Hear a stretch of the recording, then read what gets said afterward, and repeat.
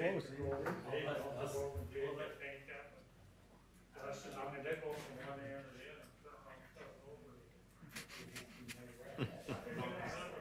And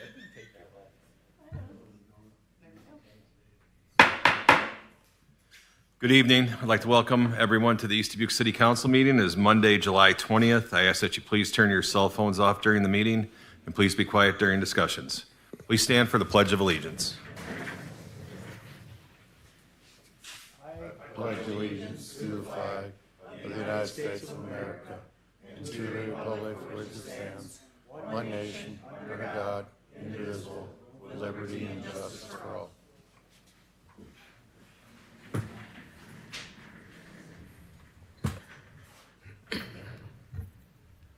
(26-0714) call to order. Bergmeyer, Here. Dagenhart, Here. Fleur, Here. Meyer, Here. Roby, Here. Taylor, Here. Mayor Digman, Here. Attorney Hess, Here. 26-0715 staff reports. City manager report. Thank you, Mayor. Indian Hills, the laterals are going in. That's the last stage of that project, so it should be done in the next couple weeks. The emergency services building, the bell tower is ready for windows. The bell is up there and covered. The rebuild of the main arch is complete and been projected in the ceiling into the building. So a lot of it's been primed and it's looking pretty good. It's on schedule. Last week we hosted the TIF annual meeting. We had to wait for the audit to be complete for 25, so this is the 25 annual TIF meeting. Attendance was light, but the response to the report and the audit was good. Council members have the documents from that meeting in your packet. The River Ridge Estates, the subdivision going in off Hill Street, met last week with the developer and the engineers after Origin, and we went through the plat proposal, discussed the layout of the subdivision, the utilities, and all the other infrastructure. It conforms to city code and was approved. The development they'll begin clearing activities up there, and we're discussing whether one more blanket variance for the placement of homes. So dealing with the distance between the homes and the property lines. And had a meeting with regional transportation, Illinois DOT, and regional transportation officials discussing the 3rd Street channel and whether funding would be available or whether final improvements might be included in the bridge project. So remember, we're talking about 2 phases. We went through with them the plans. Travis from HKS was here to brief them.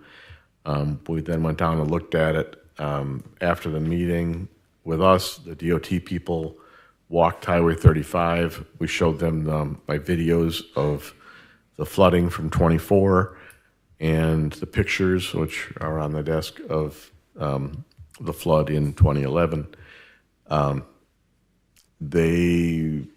Highway 35, they're now considering going from basically an overlay to a more of a rebuild of Highway 35 as the next action on Wisconsin Avenue in order to try to fix stormwater there. And they thought that in a new bridge project that the ditch would be something that we should be bringing up and put in. But, the timing of getting the retaining wall fixed doesn't fit that. So I think we really have to go ahead with phase 1 to fix the retaining wall, expand the capacity of the ditch, do some more of the drainage into the ditch, and then hopefully, if they were involved, they would get involved in phase 2, which is moving the pipe. And so that's another fairly expensive project. So we also discussed the new Mississippi River Bridge. I know that people roll their eyes when they hear that there are dates set. But they've begun a process with the Illinois and Iowa DOT to plan to kind of go back to square one on that and reassess all the plans that they've made for the bridge in the past, and they've put a 2033 date on the project for whatever that's worth. So, my report. Thank you. The only thing I have, I've been receiving a lot of great feedback on the different campaigns that the local business owners have been doing. People say that it's great to see everybody coming together, working together. A lot of creative things being done, and I really hope that we can build from this and make the East Dubuque business community stronger, even past, when the bridge is done and everything. Because, there's a lot of good things happening right now. They're being very creative, and it's great to see. Alderperson report, Bergmeyer. Nothing this week, Mayor. Thank you. Degenhardt. Nothing, Mayor. Thank you. Fluer. What do we got? Another ticket situation with Slats again? Why are we ticketing all his vehicles? We are not ticketing all his vehicles. I believe in the last 4 or 5 months, I believe 2 vehicles have been ticketed across the street, on the city street, that were customers of Mr. Slats. Thanks for bringing it up. He asked the chief, Luke and I, to go over and talk to him about the situation. The last ticket was in conjunction with the Thursday night car show. And he had someone that was dropping off a vehicle, and someone in the public had parked on his private parking lot spots. And so the person parked on the street and left the vehicle overnight there. The vehicle was ticketed. We went over and tried to discuss with him options where we could help him to keep people from parking in his private spots, which should not be happening. We suggested cones and things, but he did not want to discuss anything about any solution that involved keeping the public from parking in his private spots. I suggested that if someone was parking in his private spots, the parking was that constricted at that time, probably the spots on the street would also be full in most cases. So the better solution was to find a way to help him to preserve his parking in his spots.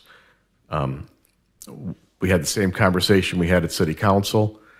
The City Council was clear that on the parking ordinance on that street, and so we set it up. But at that time, we did set it up where he was able to call and tell us when he had a vehicle that couldn't be moved that was parked there, and we have kept our end of that bargain. In this case, apparently he went home early from work, didn't know the person was parking there, and the person parked there and got a ticket. So we have taken care of 90-some% of every complaint that he's had about the parking spots across the street, and we have tried to help him with his parking spots at his business, but he was unwilling to work with us on his parking spots.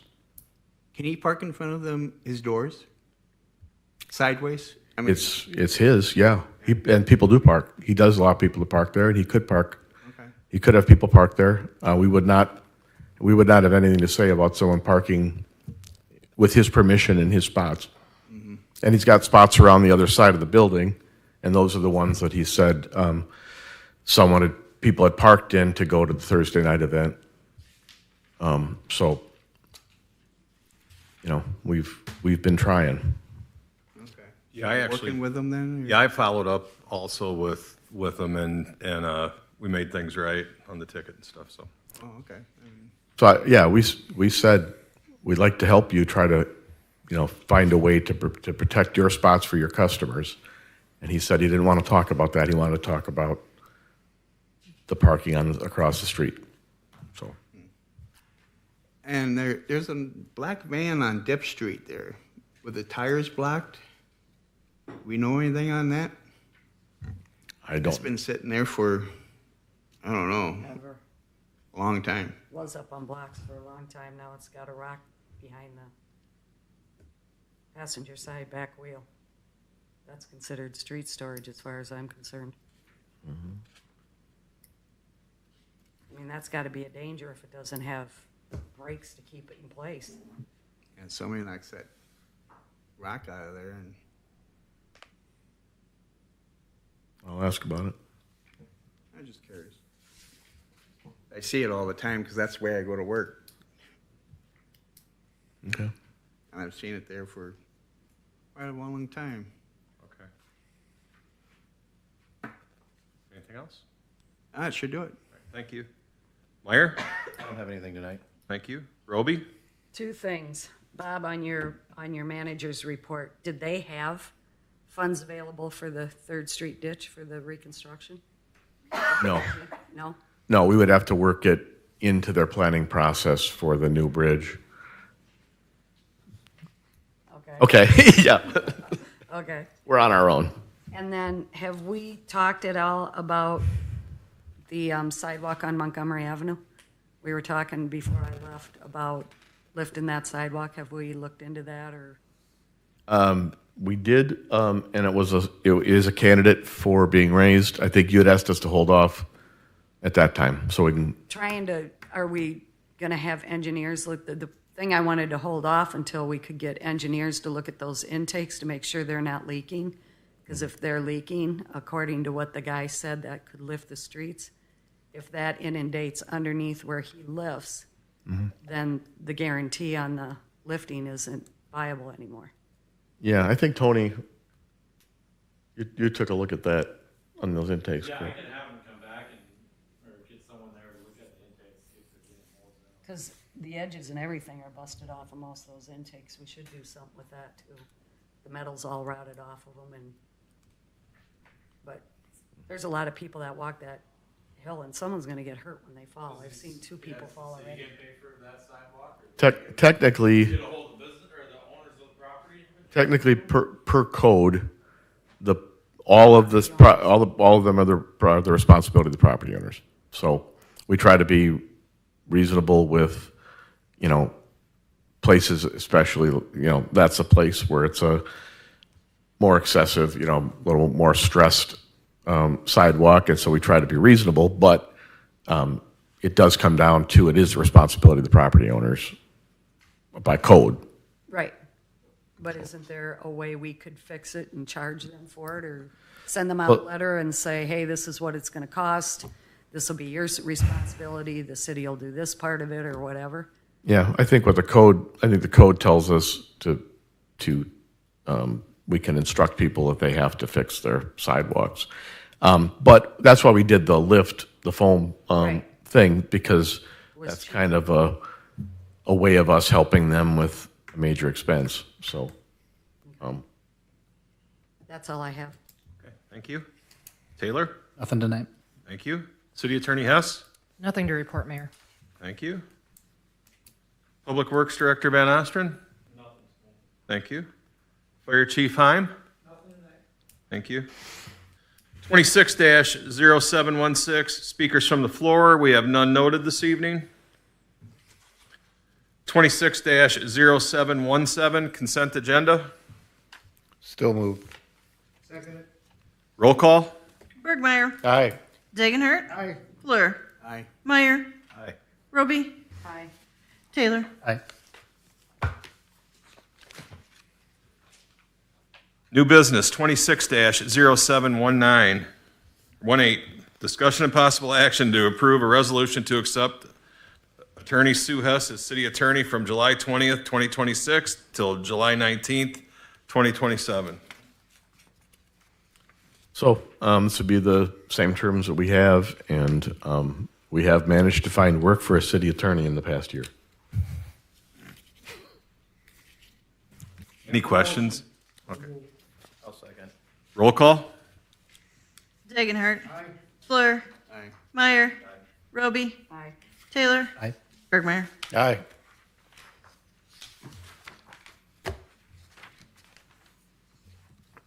Twenty-six 0719, discussion and possible action to approve emergency service building payment number 9 in the amount of $284,052.12 for Tricon General Construction in the city of East Dubuque.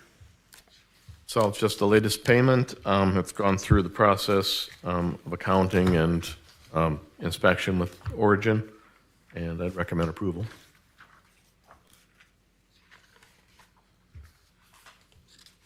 Any questions or discussion? I'll make a motion to approve. I'll second.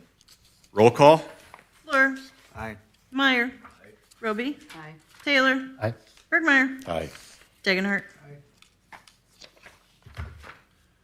26-0720, discussion and possible action to approve professional services agreement with WHKS for the 3rd Street Drainage Channel Widening and Utility Improvements Phase 1 project in the city of East Dubuque.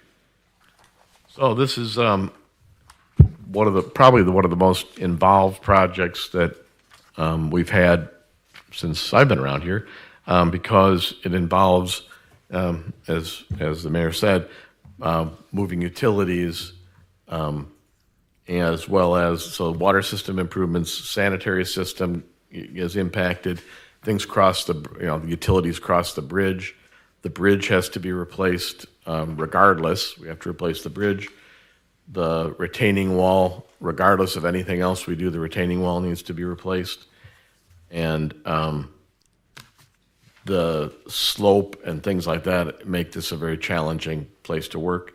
But as we discussed in prior meetings, we also are building into this the effort to drain more of the flats into the ditch, because that's where the greater pumping capacity is to be able to move water out, particularly when the river's high. I always hate just replacing something without an improvement. This is a project that is a big project, but it should reduce the potential for flooding, especially flooding when the river's high. It impacts Menominee, the bridge, the retaining wall, and should be a good first phase of this.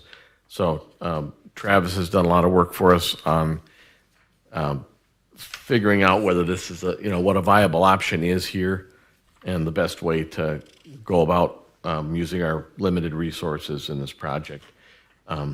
So he can come up, and if anybody has any questions, we can go through that. Anything I missed, Travis?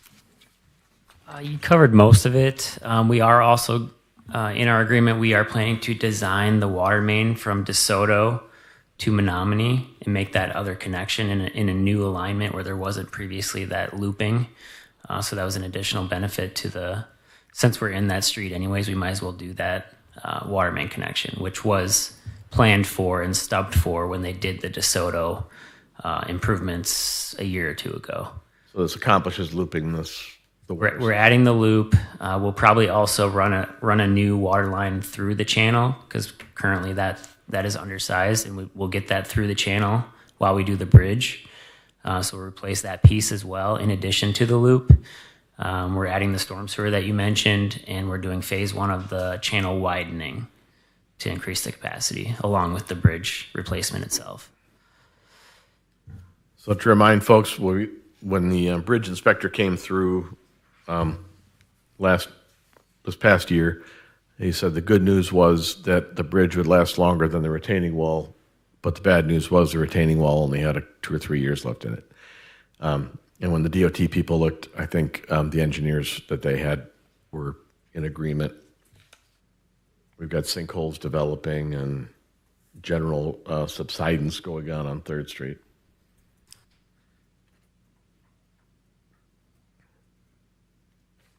So to do the loop, do we have to dig that road back up down on DeSoto that they just did, or is that off to the side, or? It would be right at the corner there with 3rd Street at the connection, because we have to make that connection, and we'll have some disturbance regardless because of the channel wall needing to be widened and connected into the existing wall. so it's gonna be on this end, okay. Thank you. Yeah. Any further questions for Travis? Any further discussion? If not, we need a motion to approve. I'll second. Roll call. Meyer, Aye. Roby, Aye. Taylor, Aye. Bergmeyer, Aye. Dagenhart, Fleur. Aye. Thanks, Travis. Thank you, Travis. Thanks, Travis. 26-0721, discussion and possible action to approve facade improvement to Lacoma Golf. We need a motion to table this indefinitely. I'll make the motion. I'll second it. Roll call. Roby, Aye. Taylor, Aye. Bergmeyer, Aye. Dagenhart, Fleur, Aye. Meyer. 26-0722, discussion and possible action to approve IEPA 17-5984 payment in the amount of $143,490.20 for Temperley Excavating and Origin Design Grant Request Number 4 in the city of East Dubuque. Again, we're approaching completion of this project. This all falls within the grant funds from the state. Project is on schedule or on budget, so it all falls within that. Has the city been refunded any of the money from the grant funds that we put in? Yeah, so I think it was close to $300,000 that we had invested, and we just a few weeks ago that we finally got the check from the state. So we got a check for pushing $900,000. Was it? I think Right. so, yeah. So it was like 894,000, something like that. So that included the engineering from the past.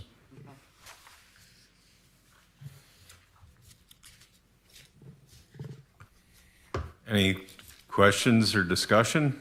If not, we need a motion to approve. I'll make a motion to approve. I'll second. Roll call.